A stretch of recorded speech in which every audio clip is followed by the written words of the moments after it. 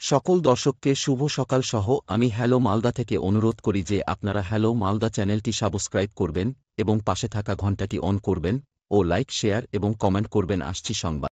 শুভেন্দু গড়ে হেরে ধূত তৃণমূল। উপনির্বাচনের পরই বড়সড় ধাক্কা পূর্ব মেদিনীপুরে। লোকসভা নির্বাচনের পর বাংলার বিধানসভা উপভোটেও ছক্কা হাঁকিয়েছে তৃণমূল কংগ্রেস। ৬ আসনের ছুটিতেই জয় পেয়েছে শাসক দল। ধুয়ে মুছে সাফ হয়ে গেছে বিরোধীরা। তবে বিধানসভায় জয় আসলেও পূর্ব মেদিনীপুরে সমবায় নির্বাচনে গোহারা হারল তৃণমূল। বিরোধী দলনেতা শুভেন্দু অধিকারীর গড়ে দাঁত ফোটাতে পারল না সবুজ বাহিনী। রবিবার পূর্ব মেদিনীপুরের মহিষাদলের ঝাউপাথরা সমবায় সমিতির নির্বাচন ছিল।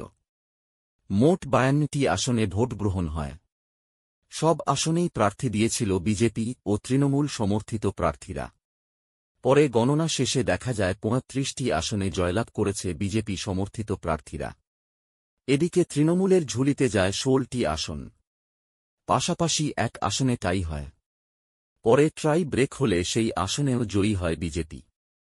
সব মিলিয়ে ৫২টি আসনের মধ্যে বিজেপির দখলে যায় ৩৭ আসন। উপনির্বাচনে মুখ থুবড়ে পড়ার পরপরই সমবায় এই বিপুল জয় পেয়ে উচ্ছ্বসিত বিজেপির নেতা কর্মীরা। তাদের দাবি, যদি অবাধে নির্বাচন হয় তাহলে গোটা রাজ্যেই এই ফল হবে। ওয়াকফ বিল বিরোধিতায় তৃণমূল, রানী রাসমণি রোডের সমাবেশে নেতৃত্ব দেবেন মমতা। ওয়াকফ বিলের প্রতিবাদে সংখ্যালঘু সেলের সমাবেশ। মুখ্যমন্ত্রীর নির্দেশে সমাবেশের নেতে থাকবেন মোশাররফ হোসেন ও কল্যাণ বন্দ্যোপাধ্যায়। ওয়াকফ বিলের প্রতিবাদে বড় মাপের সমাবেশের ডাক দিল তৃণমূল কংগ্রেস। মুখ্যমন্ত্রী মমতা বন্দ্যোপাধ্যায়ের নির্দেশে শনিবার ৩ নভেম্বর রানী রাসমণি রোডে এই মহাসমাবেশ অনুষ্ঠিত হবে। সংখ্যালঘু সেলের উদ্যোগে এই সমাবেশে নেতৃত্ব দেবেন ইটাহারের বিধায়ক মোশাররফ হোসেন। লোকসভায় তৃণমূলের মুখ্য সচেতক কল্যাণ বন্দ্যোপাধ্যায় এবং কলকাতার মেয়র ফিরহাদ হাকিম সভায় উপস্থিত থেকে তৃণমূলের অবস্থান স্পষ্ট করবেন। ওয়াকফ বিল নিয়ে সম্প্রতি কেন্দ্রের পদক্ষেপ ঘিরে বিরোধিতা শুরু হয়েছে বিভিন্ন মহলে।